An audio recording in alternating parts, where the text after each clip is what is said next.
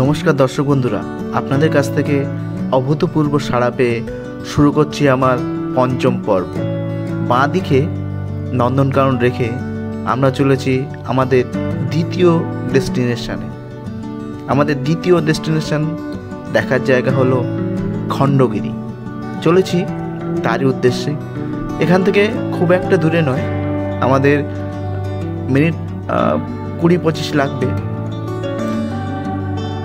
সামনে বোর্ডে দেখুন দেখাই যাচ্ছে খণ্ডগিরি 21.2 কিলোমিটার, অর্থাৎ 20-25 মিনিটে আমরা পৌঁছে যাব। তো চলেছি গ্রাম থেকে পুরী ভ্রমণের পঞ্চম পর্বে। সুন্দর রাস্তা। এখন টাইমটা বিকেলের টাইম। আমরা চলেছি এই সুন্দর রাস্তা দিয়ে। দুরন্ত গতিতে চলেছে বাস, সঙ্গে সুন্দর সুন্দর গান চলছে। আমরা চলেছি খণ্ডগিরির উদ্দেশ্যে।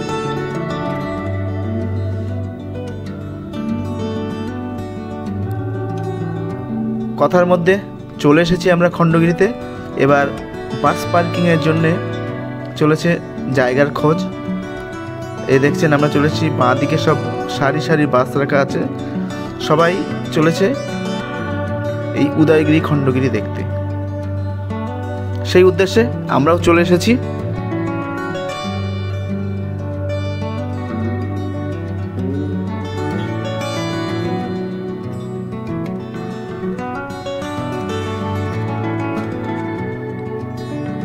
রাখা হলো বাস পার্কিংয়ে। আমরা চলেছি খণ্ডগিরির উদ্দেশ্যে। আমাদের হাতে যেটুকু সময় আছে বা ট্যুর অপারেটররা দিয়েছেন, তার মধ্যে হয়তো আমরা উদয়গিরি দেখতে পারবো না, খণ্ডগিরি আমরা অবশ্যই দেখব। তো হয়তো উদয়গিরি নেক্সট কোনোবার এসে আপনাদের দেখাবো। তো চলুন খণ্ডগিরি আপনাদের দেখাই যেটুকু সময় পাই। রাস্তার দুদিকেই আছে, বাঁ দিকে উদয়গিরি, ডান দিকে খণ্ডগিরি। আমরা যাব খণ্ডগিরিতে।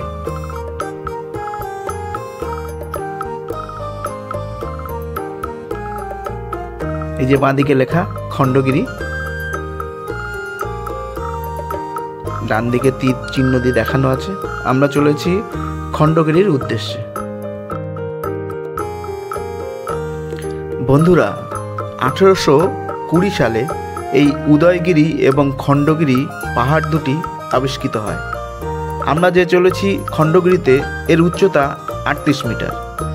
আর উদয়গিরি আর খণ্ডগিরি মিলে এই দুটো পাহাড়ে মোট 117টি গুহা ছিল। কিন্তু এখন আর 117টি গুহা দেখতে পাওয়া যায় না। এখন উদয়গিরিতে 18টি গুহা এবং এই খণ্ডগিরিতে 15টি গুহা দেখতে পাওয়া যায়।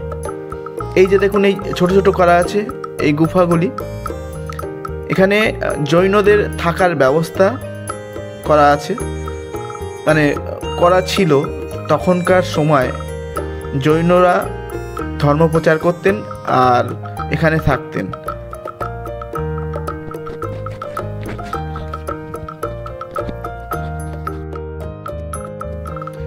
এখানে কিছু হিন্দু দেবদেবীর মূর্তি রাখা আছে, যেমন দুর্গা, কালী।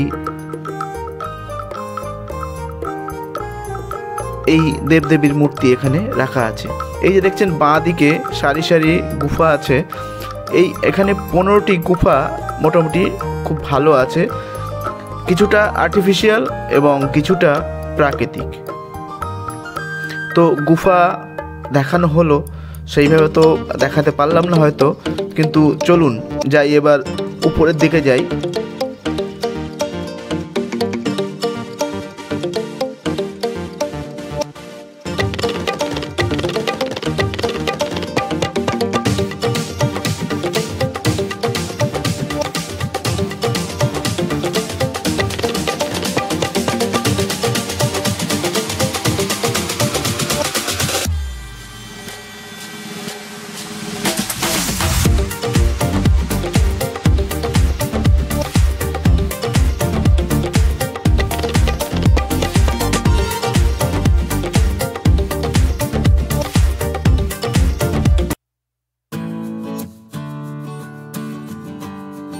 একটা কথা বলে রাখি দর্শক বন্ধুরা, যদি আপনারা ট্যুর অপারেটরের সঙ্গে আসেন তো এই পাহাড় দেখতে আপনাকে টাইম দেবে হয়তো 20 থেকে 25 মিনিট।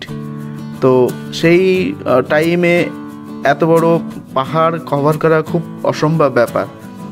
আপনারা যদি এমনি আসেন গাড়িতে তাহলে কিছুটা ভালো দেখতে পাবেন আপনারা উদয়গিরি খণ্ডগিরি, কিন্তু ট্যুর অপারেটরের সঙ্গে আসলে কিন্তু খুব অসুবিধা। এটুকু আপনারা যদি মাথায় রাখেন খুব ভালো হয়। আর এখানে বাচ্চা বা বয়স্করা উঠতে একটু কষ্ট হবে, কিন্তু পাহাড়টা 38 মিটার উঁচু আর এবড়ো রাস্তা, তো সেটা একটু মাথায় রাখবেন আপনারা। আদার্স পাহাড়টা সত্যি খুব ভালো ফটো তোলার পক্ষে, ঘোরার পক্ষে, দেখার পক্ষে, এবং পুরনো জানা দেখা এগুলো খুব ভালো, একটু শিক্ষণীয় জায়গা, আপনারা দেখুন।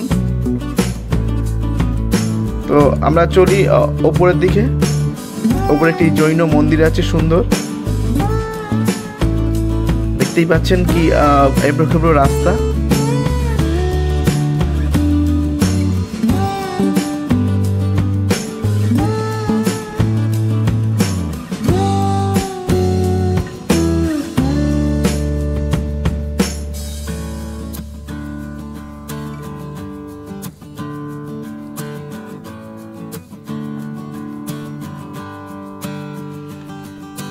আমরা প্রায় চলেই এসেছি। এই মন্দিরে একটা নিয়ম আছে, এখানে জুতো পরে প্রবেশ করা যাবে না, জুতো খুলে আপনাকে প্রবেশ করতে হবে। আর আমি যখন আগের 5 বছর আগে এসেছিলাম তখন কিন্তু জায়গাটা ফ্রি ছিল, দেখার জন্য কোনো টিকিট লাগতো না। তো এখন দেখি গেটের সামনে 2জন লোক দাঁড়িয়ে আছে যারা এমনি পয়সা নিচ্ছে 10 টাকা করে, কোনো কুপন বা কিছু নেই। তো উড়িষ্যা সরকারকে বলবো এমন ধরনের ব্যবস্থা করতে যেটা টিকিট সিস্টেম হয় এবং দেখতে পায় সবাই। আর ফ্রি থেকে এরা কিভাবে টাকা তুলছে সেটা আমার জানা নেই, তো আমি বলবো উড়িষ্যা সরকারকে একটু দেখতে, যাতে সুষ্ঠু ব্যবস্থা অনুযায়ী এটা চালু করা যায়। এখানে কিন্তু 10 টাকা করে নিচ্ছে ওরা ভেতরে ঢুকতে গেলে। এই যে একটি সুন্দর দর্শনীয় জৈন মন্দির।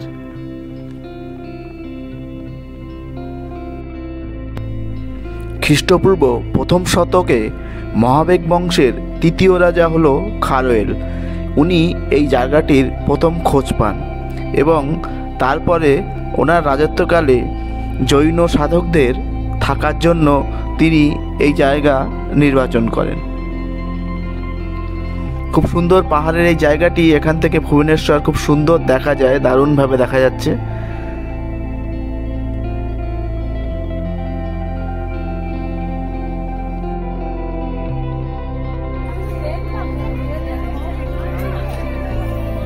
এখানে দেখলাম ফটো তোলাও নিষিদ্ধ, তো অনেকে তুলছে, সেই অনুযায়ী আমি তুললাম। তো এবার আমরা বেরিয়ে চলেছি।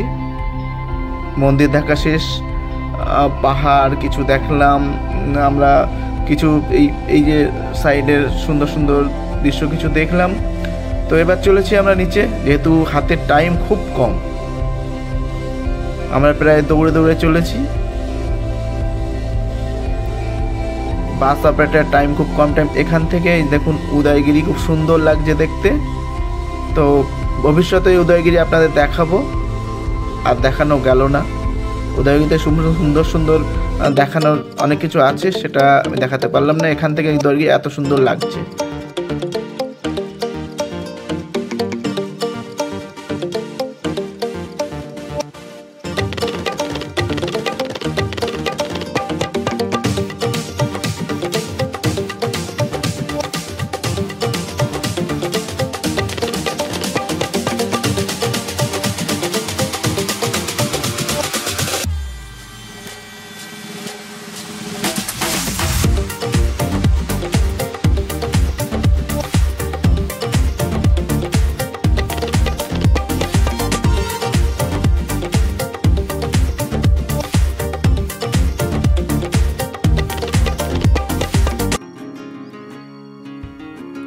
তো খণ্ডগিরিকে বাই বাই করে উদয়গিরিকে বাইপাস করে ফিরে আসলাম আমাদের বাসে এবং চলেছি পুরীর উদ্দেশ্যে।